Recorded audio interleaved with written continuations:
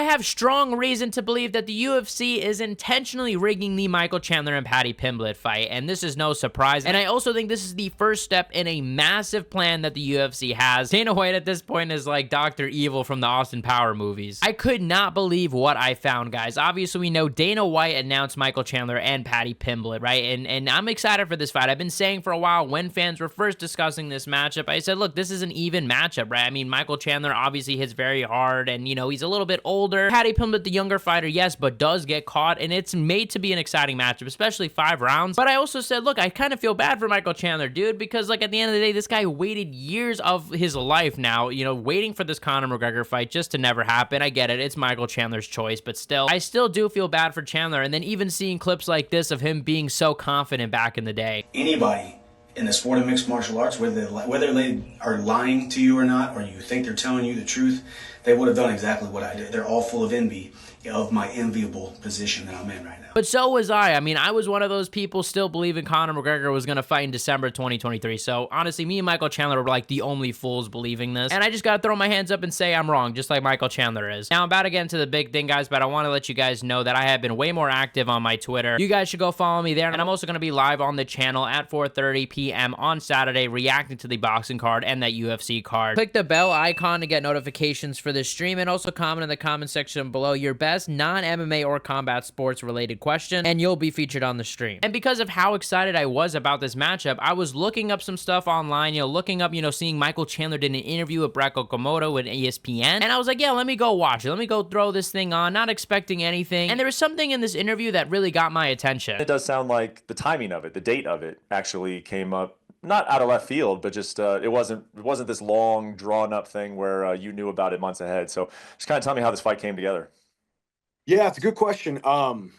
Man, it was, you know, we were talking June, we were talking, then there was a little talks about Miami, then we were talking June again. Yeah, Michael Chandler is saying that he knew about this matchup pretty recently, right? Which is a bit shocking for me. I would have thought this was a matchup that they just kept under wraps for a while. That's at least what I assumed, right? That's what I assumed when I did my last video talking about it. But look, this stuff happened. Yes, Paddy Pimblett had known for a while. He's been talking about for a while he's going to be fighting in Miami. But maybe Paddy just didn't know who his opponent was, right? That makes sense. Sometimes fights fall through. The UFC needs to make fights on short notice and get things done. Yeah, that's probably what happened, right? No, you're absolutely wrong, because not only did Paddy Pimblett know the date, I'm pretty sure he knew the opponent, because I have a brain bigger than a peanut, because I can remember a while ago when Paddy Pimblett hinted at fighting Michael Chandler. And when I mean a while, I know you guys might be thinking, oh, what is this, a few weeks ago, a month ago, maybe 2 months ago? Now, when I say a while, you guys might be like, what are you talking about? Was this like 2 weeks ago, a month ago? Guys, I am pretty sure that Paddy Pimblett has known about this matchup since before Christmas. People have been speculating about you and fighting this and that. I'm coming for that belt, so I'm looking for higher ranked fighters, and I'm sure you'll see a fight announcement soon enough. I've said yeah, the opponent said yeah, we just need to get stuff signed. So there's no Discord, everyone.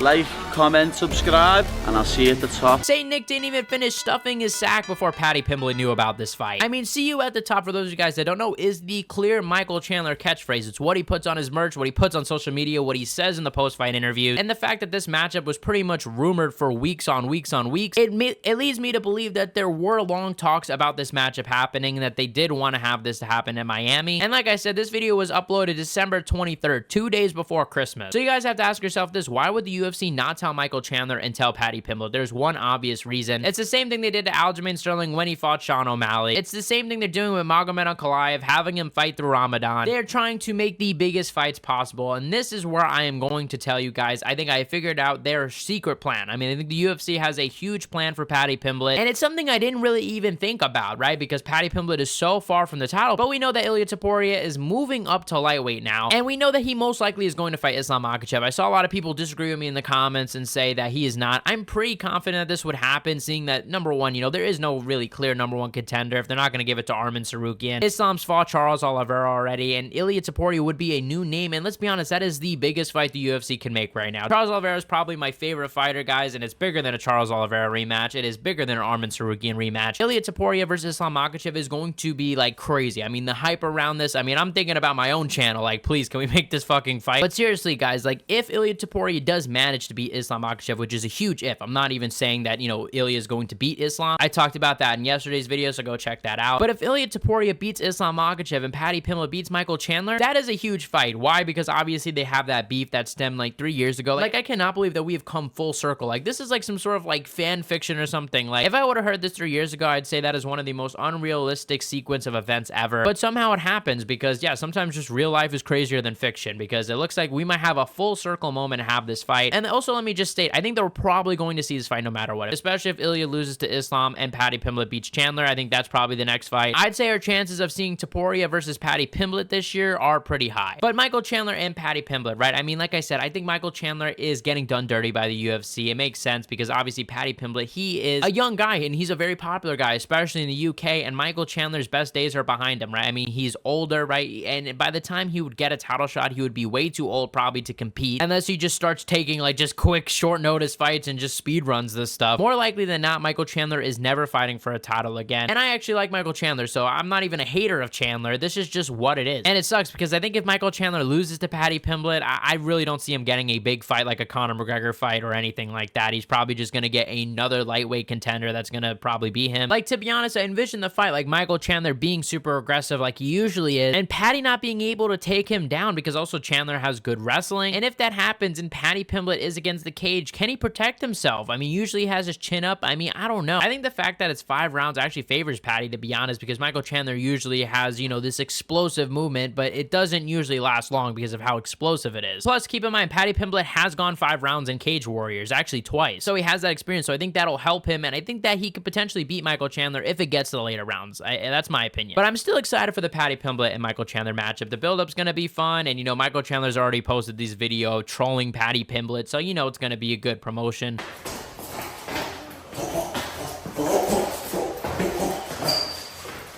Just wish that we could just see an even fight here and feel bad for Chandler because, you know, Chandler doesn't deserve this. He is a great guy and he's done the UFC so many favors, but it's business and the UFC is going to treat it like a business, and that's just where we are. As I said yesterday, I think Michael Chandler is going to win, but I don't know. I guess we'll see. I'm going to put that video on the screen right now. You guys can go check it out. You guys are the best fan base in MMA. Hit the subscribe button, like, comment, share, and I'll see you guys in the next one, which is Saturday, 4:30 p.m. live, so go tune in there. Peace.